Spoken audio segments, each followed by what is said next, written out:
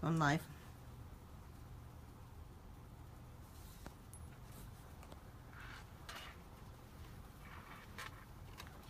And we're back with Shades of Green on KDWN with Doug Bennett and Toby Bickmore from Southern Nevada Water Authority. I want to remind everybody that April 22nd in downtown Summerlin is Green Fest. Annette, how many Green Fests have we had so far? 8. 8. Is this going to be number 8? This is number 8. This is number 8. Come and join us down there. It's a lot of fun. We've got a lot of booths. The kids have a ball, literally. There's food. There's prizes for everyone. We have live music. There's a lot of efficient products to buy, sustainable products to buy. Great place to meet with the Southern Nevada Water Authority. And it's a great place to meet with Southern Nevada Water Authority. Back to you guys. And by the way, if you've missed any of our previous shows and this riveting information is something you want to listen to, you can go to shadesofgreenradioshow.com, and all of our MP3s are on that website. So please go listen to them. We do have a lot of good information, and if you're green-minded, go listen to those and you'll pick up some good ideas. Back to SNWA, what are you guys doing internally to be energy efficient and water efficient? For example, electric vehicles, which is our segment over the stand. Well, Toby and I came here in on all electricity today. So we in our division use Chevy Volts, which give us 30 to 50 miles of all electric use. And then an engine kicks in if you need to drive farther than that, and runs a generator. So we're doing those kinds of things, but what the big energy footprint of water is in pumping it. I mean, all I got to ask you is put a jug of water in each hand and carry that around for a little while. You've got 2 gallons of water, 8 1/3 pounds each. Water's extremely heavy, and we're pumping it up from the lake. So it's really important that we optimize our pumping strategies to be as highly efficient as we can. But people need to realize every 1,000 gallons of water that you use has 7.6 kilowatt hours of electricity embedded in it. It takes water to make electricity. It takes electricity to provide water. So it's an important loop, and we have a great understanding of that, and we try to optimize it. You'll also see, if you visit our facilities, a lot of alternative energy sources. So we certainly have a lot of solar. If you go to the River Mountains treatment plant, you'll see a lot of solar panels outside of there. If you visit the Springs Preserve, you'll see a lot of solar there. If you visit the Mulaski Corporate Center, where our vehicles are, you'll see solar panels there. And so it's becoming so cost effective to implement solar that we're trying to add more and more of that, with the goal of getting at least 20% of our energy from alternative sources. That's great. And even Hoover Dam, we're looking at 2 gigawatts of power that it's generating that you folks are using to drive those pumps. That's too. right. And another good example of where water and power intertwine. The water generates that power, but as the lake level draws down, you have less energy behind that dam to push those generators. So these things are all interwoven, and people need to pay attention to energy and water use because they affect each other. Great. And I'd like to just emphasize the Springs Preserve as a model for people to learn from. I think it's really great. You don't have to pay admission just to walk in and look at the demonstration gardens there, as well as the solar decathlon house, the Desert Soul House that won the 2013 event, is there as well. So there's a lot that people can learn just by strolling the grounds. Every year in September, we have been holding a National Drive Electric Week as well, and for the last 3 years we've been staging it at the Springs Preserve. They have 2 charge point stations there in the parking lot that can each refuel 2 electric cars, so for a total. And then you were mentioning the solar panels. What's really neat about them is if you watch them, they actually track the sun.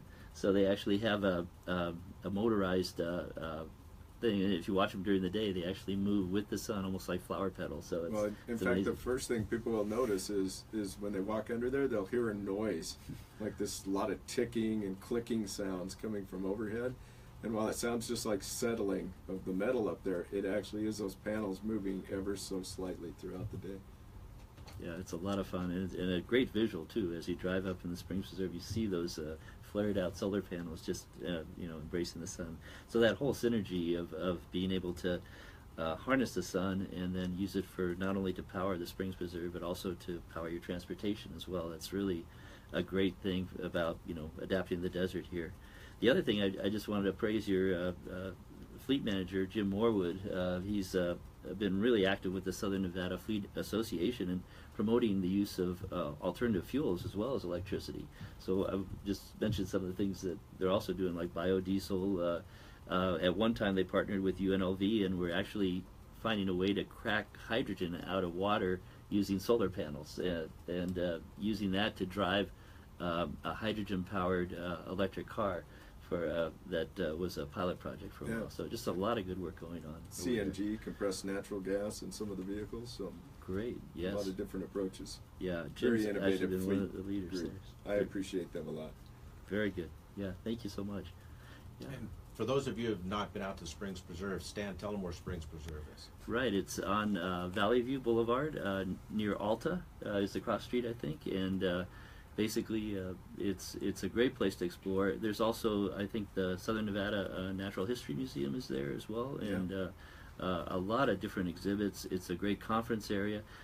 It's I think a $10 admission or so to walk into some of the museums and things there, but to see the demonstration gardens, to actually see the plants that grow here well, and the different landscaping techniques that are out there. You can walk in at no cost at any time and just stroll those gardens, and it's a really peaceful place to hang out. I think the master gardeners are there as well. They can give people advice during the day on how to plant a garden, how to do your best landscaping with energy efficiency as well. Yeah, and actually we teach my staff, and from ours, we teach a drip class there. So again, going back to our turf program, where we're talking to people converting. So one of the key things is drip. So actually, there's a free class that we do a couple times a month throughout the spring. When's the next one of those, Toby?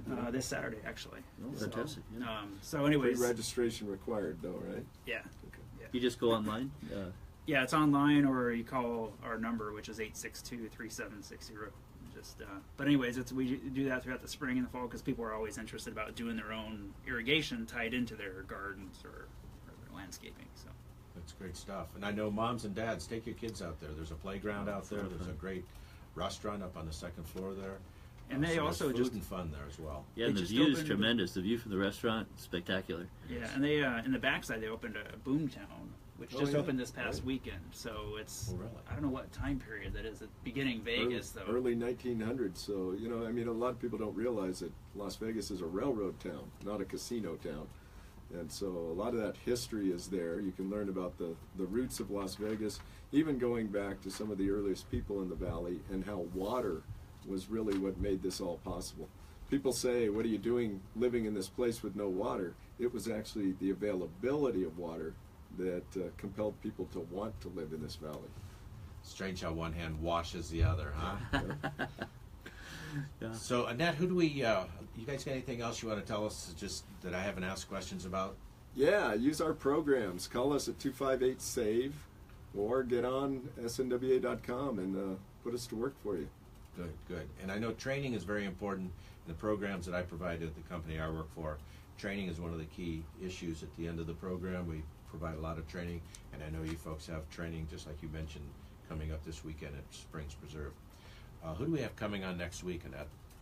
We have Nat with the Home Builders Association. So next week is Nat with the Home Builders. He's a very energetic guy. He'll have a lot of good questions coming in, I'm sure. From Well, our make sure you listening ask audience. Nat about the Home Builders and the Water Authority's Water Smart Homes program.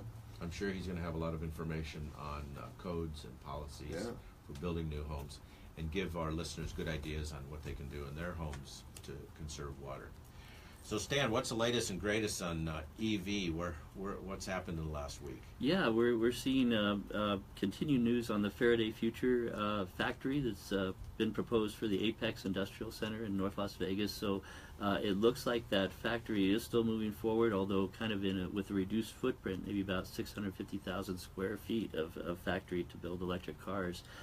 So basically, Faraday did unveil their FF concept car at the CES show, and it looks powerful. I mean, you've got the new standard for electric sports cars now is 0 to 60 in under 3 seconds for acceleration. It's just amazing. These are rocket ships, and some of the things that they've done that are really innovative, they've got all-wheel steering. So basically, you can basically avoid objects a lot easier, almost by not just having to turn, but basically all the wheels kind of shift left. So it's kind of Turn on a amazing. dime and get 9 cents change. Is that what That's you're something like that, yeah. It just and the speed and the performance on some of these cars, and then just loaded the autonomous vehicle things that they were showing, the car being able to park itself after you get out of the car and tell your cell phone to go park, and then the car just finds an open parking spot and backs itself in and parks. So amazing things coming so half in. the population is excited, the other half is terrified. Right, yeah. What are those robots? Yes. Yeah, so no, it's fun to see the thing. And the fact that Nevada is becoming a center for autonomous vehicles, for drones, and that sort of thing. We've got an exciting future. We do. I always say it's a great time to be alive. And check in and see what shade of green you are. Next week, listen to Shades of Green on KDWN, 7:20 a.m. on Monday morning at 9. And this is your host, Paul Ira, and we're done for the week, and have a great week. Thank you, gentlemen.